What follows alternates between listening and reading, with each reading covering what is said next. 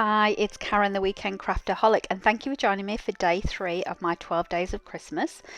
So as you can see here, I've been inspired by this particular Pinterest idea of these treat holders. I'll put all the links down below for this blog that I'm looking at right now in case you want to see the original one yourself and give it a go. But it looked pretty simple and I had all of the supplies I already needed. So of course it was the perfect little quick Christmas craft that I wanted to do this year and to show you. So this is what I already had, these terracotta pots. These are only $2 from Kmart. They're very, very cute. They're only about 3 inches in diameter, so nice and small. And I already had some red and white wool in my stash as well from my knitting days. I got this bottle full of odd buttons that I always seem to collect, and of course, who hasn't got Modge Podge in their stash? Good old Christmas favourite it's been for me so far. So what I'm going to do is very simple. The instructions are all on the original blog. I am just going to coat this terracotta pot with the Modge Podge. Now, because it is terracotta, it does tend to soak it up quite a bit, so I do quite a few layers on it, basically is what I'm trying to say. As I'm going, I know that I'm going to need to keep reapplying this, so make sure you've got enough of that to do. And I'm starting right at the rim here because I figure if I get this first wrap of the wool nice and straight, the rest of it should come pretty straightforward. It'll be a bit easier. Now, I probably made life a little bit more difficult for myself by using this particular strand of wool because, as you can see, it's kind of quite bobbly and it's not a normal string of wool.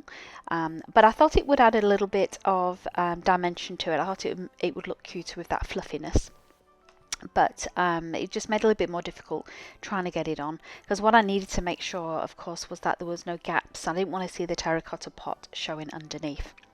Now this is me reapplying the Modge Podge. It's a very hot day in Perth when I was recording this. It's 30 degrees, so that didn't help with this drying quickly as well. And when I get to the end here, all I'm doing is simply trimming that off, and then I'm just going to put a little bit more Modge Podge on there just to seal it in. Now of course this dries clear, so I don't need to worry about any of that white showing afterwards. Another reason why I love Modge Podge. And you can use any adhesive if you like. Ranger Multimatte Medium would be perfect for this as well. Whatever you've got on hand, as long as it's strong and it dries clear, would be great.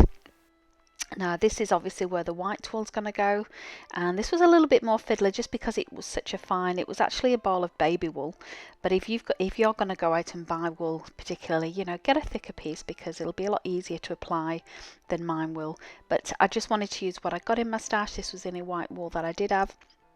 But definitely if I was looking to do more of these, I'll probably go out and buy a cheap ball of wool for $1, the thickest one that I could find. But you can see here, it goes on pretty straightforward. I'm just twisting that as I go. Really is pretty simple to do. And you can see again just how quickly that Modge Podge is drying as well from the top. Now, in terms of the blog itself, they didn't do anything that I could see inside of the pot, but because I wasn't going to put a plant in, you saw they were using it for succulents and so on, I thought what I'm going to do is also decorate the inside. So this is where I've kind of deviated a little from the original Pinterest inspiration. And so when I cut the wool here to finish it off, and I know I'm going to put a bit more Modge Podge on all around the edge of that, the lip or the edge of that pot as well.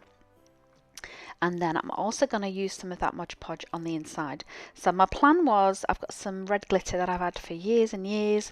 My plan is just to coat the insides with glitter because I'm going to use these as little treat holders. I'm going to put little chocolate coins in, little chocolate Santas and so on. So I wanted the inside of it to be nicely decorated as well as the outside. So just making sure that's quite liberal because obviously with glitter it's quite easy to get a patchy finish. So I'm putting quite a lot inside of that. And this is the red glitter that I mentioned as well. So just getting a sheet of paper so I can catch all the excess and then easily transfer it back into my little jar. And just like when you're embossing really, always do a few extra layers of that glitter just to make sure you don't have any patchy bits left.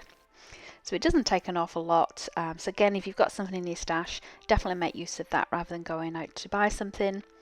Speaking of which, this is my stash of buttons. I always collect these random ones. I just love having buttons. I've got a couple of these jars and I've got a couple of these black buttons that I'm going to use here.